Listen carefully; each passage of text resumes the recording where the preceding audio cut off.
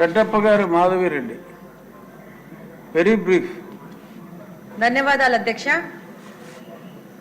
ఈరోజు రవాణా శాఖ మంత్రి గారికి వాళ్ళ దృష్టికి తీసుకెళ్తున్నాను అధ్యక్ష. కడపలో హెడ్ క్వార్టర్స్లో ఉన్న ఆర్టీసీ బస్ స్టాండ్ కంప్లీట్గా చిన్నపాటి వర్షం వస్తే కూడా మోకాలు ఎత్తు నీళ్ళు వచ్చేసేసి చాలా ప్రయాణికులకు ఇబ్బందికరంగా ఉంది అధ్యక్ష.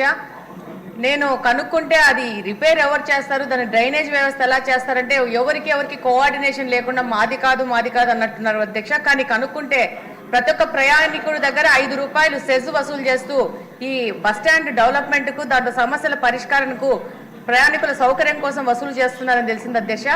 దాని ప్రకారం కడప బస్టాండ్కు 3.5 లక్షల రూపాయలు సెజ్ ద్వారా ఈ అక్టోబర్ వరకు డబ్బులు వసూలు చేసుకున్నారు అధ్యక్ష. మీ ద్వారా మంత్రి గారి దృష్టికి తీసుకెళ్తున్నాను. తొందరగా దాని రిపేర్ విషయం మీరు ఒకసారి పరిశీలించి సంబంధిత అధికారులతో సమీక్షిస్తే బాగుంటుంది. ధన్యవాదాలు అధ్యక్ష. కాగిత కృష్ణప్రసాద్ గారు క్లుప్తంగా. మా పెడ నియోజకవర్గం పూర్తిగా వ్యవసాయం మీద ఆధారపడినటువంటి నియోజకవర్గ అధ్యక్ష.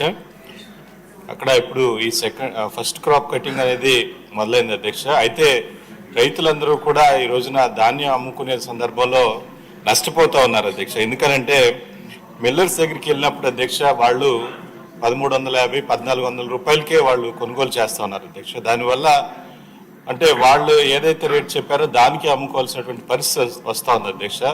దీనికి మా నియోజకవర్గం వ్యాప్తంగా కూడా పూర్తిగా కంప్లైంట్స్ వస్తూ ఉన్నాయి అధ్యక్ష.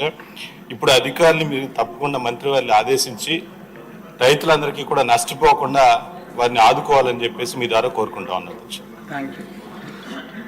ఇప్పుడు అందరూ కడప జగన్మోహన్ అంటున్నారు, కానీ ఆయన రావట్లేదు కాబట్టి చిత్తూరు జగన్మోహన్ గారు మాట్లాడతారు.